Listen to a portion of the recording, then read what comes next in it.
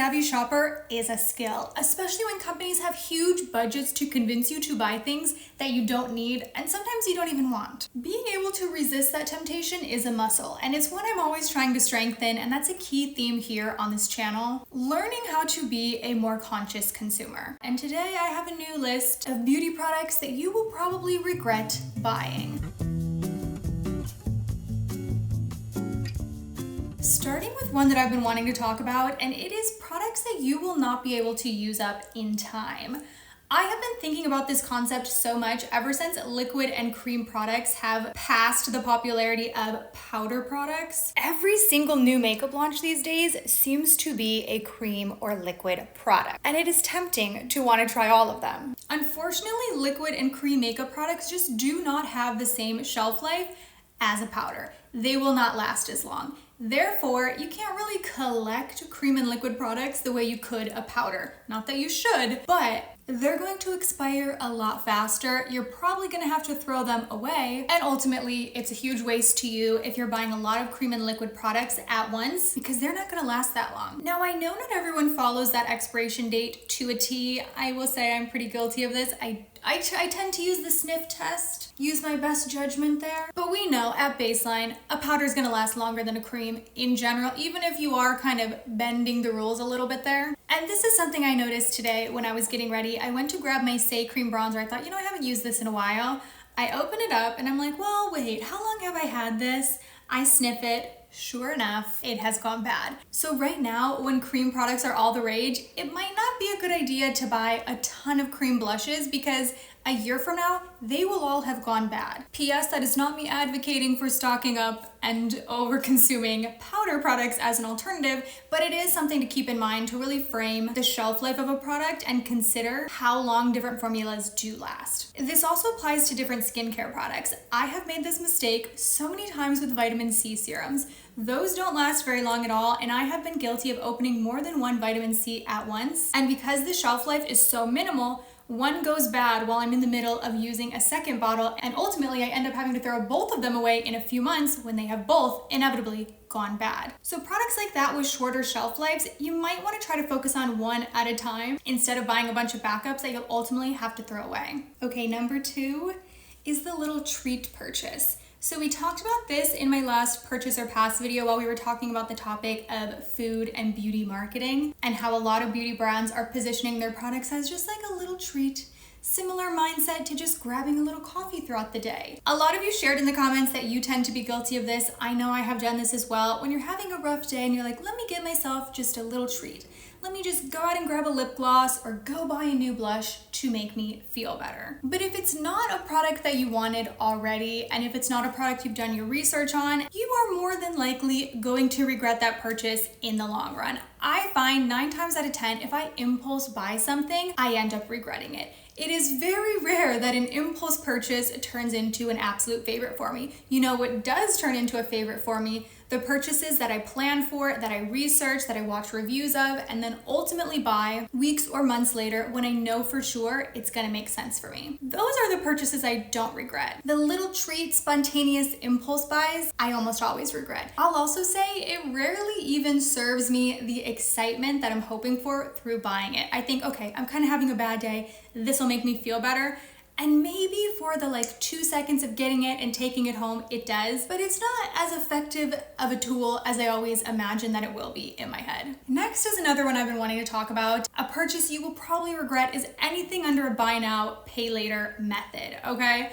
I do not like that I'm seeing so many beauty retailers offering this now. I think it's entirely predatory. These type of services can leave people in very financially vulnerable positions. And I'm actually pretty disgusted to see retailers like Sephora encouraging their customers to use services like Klarna by offering incentives like higher discounts when you're purchasing using that third party. Because Sephora knows and is banking on the fact that these customers will buy more than they can afford because these buy now, pay later platforms make that a possibility. It's not just Sephora, I use them as an example, but it's so predatory and I'm seeing it pop up everywhere from beauty retailers and beauty brands alike. And I just want to leave such a word of caution. I know it is tempting, but when it's something like a beauty product that is not a necessity, it is not worth leaving yourself in a financially vulnerable position to buy the newest viral blush. You're also likely to regret purchasing those extra products that you add to your cart to reach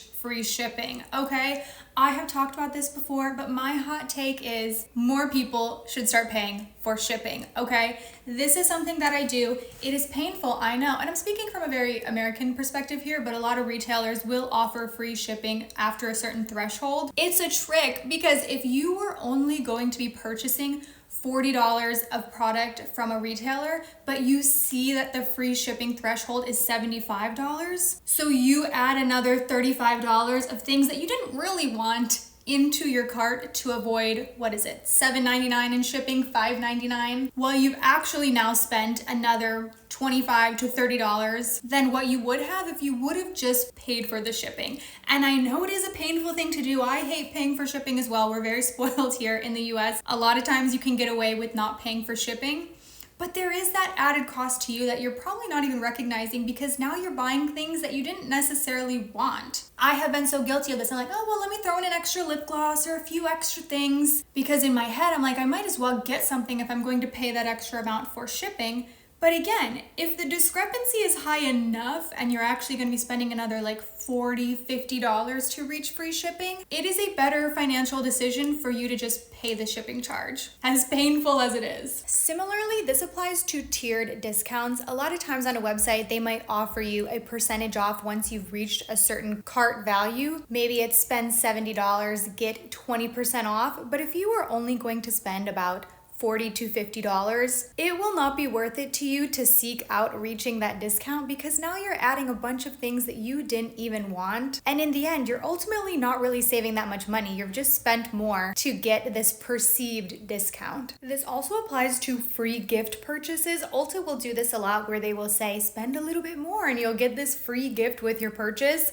9 times out of 10, you do not want that free gift to begin with. It is not of that high of value. They're giving it away for free. It's probably some junk you don't want. But this is how they trick you into spending way more than you were going to because it's really alluring the thought of maybe getting this free gift. Don't do it. It's a trick. But let's talk about the purchases that you are less likely to regret. The first one is a perfume that you have tried on and worn for like a day. Why specifically am I saying you should wear it for a full day? Because I have made the mistake of not doing that and thinking I would really like a perfume, but it wore differently on me. So let me explain. I have purchased perfumes before because I have had friends wear them around me and I've sniffed my friend and thought, oh my God, you smell amazing. What are you wearing? And then I go out and buy it and guess what? Our body chemistry is different and it smells like a completely different perfume on me. Something I loved on someone else, I hate on myself. It's bizarre how it works, but perfume can be very personal in that way. And something that smells really delicious on one person's skin might translate completely different on someone else. So smelling it on your own skin is more important than smelling it on someone else or even on the paper sniff tester in the store. Because that's another thing. Going in stores to smell a perfume on the paper, it's gonna smell pretty different on your body. I will say you can never really get the true scent in the store. I don't know what it is. There are perfumes that I have gone into Sephora, I will sniff, and then I'll smell it another time and I'm like, these seem like two completely different perfumes. But when you're in the store, you're surrounded by other perfumes in the air, you're in this enclosed space. It's harder to get the true essence of the scent. But wearing it on your body is gonna showcase how it's gonna smell on you and also how long it's going to last. Because that's another time I tend to regret a perfume purchase. If I love the smell, but it just doesn't stay on my skin. Perfumes are way too expensive to be a regret purchase. I highly recommend going into Sephora or going into a perfume shop near you, whatever you have accessible to you, wearing it on your body before you make that final choice. Or even if you have a little sample, that's another great way to test it out. And then at that point, you can try it for a few days. Okay, this next one, I need you to stick with me. I'm going to say it and you're gonna be like, Kelly, obviously. But I have a point, okay? You are very unlikely to regret a purchase that you make in your correct shade. I told you it was gonna sound obvious, and to some extent it is, but I wanna dive into this a little bit more as a serial wrong foundation shade buyer for years there, okay? So this could be an entirely separate video. There's a lot of background here, but I used to love self-tanning. I always had a fake tan on, and I've really stopped self-tanning for a couple years now. But in that time when I loved to be tan, I would buy a foundation that was maybe a shade or two too dark for me because I felt like it gave me the look of a tan. You know, I would blend it down my neck, I would blend it out. It didn't look off, but I liked looking a little bit tan. I have had foundations before in the wrong shade that I thought were really bad formulas. They just looked dry on my skin, or they were not as perfecting or as evening out as I was hoping for. And then I got the foundation in my right shade and it genuinely seemed like a different formula. I'm like, why is this suddenly perfect when I thought I hated the formula before? And I've realized this lately. I was just going slightly too dark with my foundations for years, and at least personally, every foundation I've ordered recently, I have gone about one shade up from what I think is going to be my shade, and it ends up actually being a perfect match. So that was partially a me problem, kind of course correcting there. But now that I'm wearing my perfect shades, the result is so much better than when I was wearing foundations that were slightly off. When I was wearing foundations that were not my correct shade, you were seeing the foundation on my skin. It was almost like a mask. And the purpose of a foundation obviously is to even your skin tone out. But if you're already choosing one that's not your correct shade, you're going to have a harder time getting there than you would with a foundation that's going to even you out much easier because it blends in seamlessly with your skin tone. Now, I know this is easier said than done, especially if you have a shade that can be harder to find because shade ranges just are not extensive enough. It can also be really challenging to shade match yourself. Something that I like to do is find like a shade twin on the internet, you know, find an influencer that I know has a pretty similar shade to me. Maybe they've shared a specific foundation shade that they use and I'm like, wait, that one works for me. And then I like kind of keeping up with other foundation shades that work for them. And then at least I know I'm probably somewhere in that range. Of course, also going into the store, shade matching it. But another tip that I will give there is to walk outside and look in natural light. Especially when you're in Sephora under the lights. There are so many times I'm like, okay, yeah, this works. And then I get home and I'm like, this wasn't my undertone. The shade depth might have been right, but the actual undertone was totally off. So try to step outside if you can, just to double check that the shade is gonna work for you. Because okay, this is my hot take. You could take a bad foundation formula, or mediocre we'll say. A mediocre foundation formula in your perfect shade, like your perfect match, is going to look better. This is my hot take. It will look better on your skin than a phenomenal formula that's just not your shade. The next purchase that you are less likely to regret is a skincare related conversation, okay? You are less likely to regret a skincare product if you know the ingredients work well for your skin. And this obviously takes some trial or error, but I will use myself as an example. Over the years, I would try to use a lot of different chemical exfoliants like AHAs, BHAs. I would hear so many different dermatologists, different skincare influencers recommending these products, and I know for so many people they work well, but I have just come to the sad fact that my skin does not like them. I can't use those type of products. They really irritate my skin. They're way too harsh, especially because I am a tretinoin user. I just don't have room in my routine for all of those together. But instead, you know what I found that my skin loves?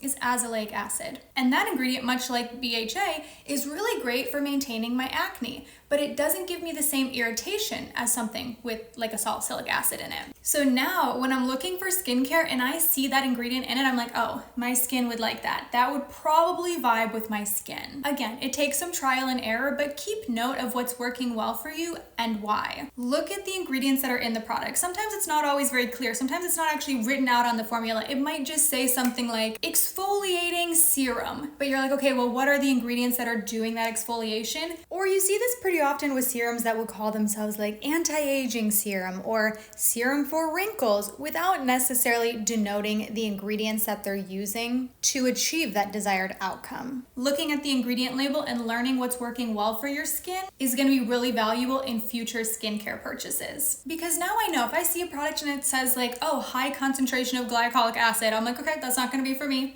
That's for someone else. But if I see another product and it says azelaic acid in the standouts, I'm like, wait, that's probably gonna work really well for me. This one is less foolproof, but it at least gives you a guide to make your decisions from there. And at the end of the day, nothing really is foolproof, unfortunately, but knowing yourself, knowing your habits, the products that you like that work well for you, but also the ones that don't work well for you can help you guide those future purchases so that you're less likely to regret things in the future. I will leave some similar videos linked down below. Thank you so much for watching, and I will see you in my next one. Bye.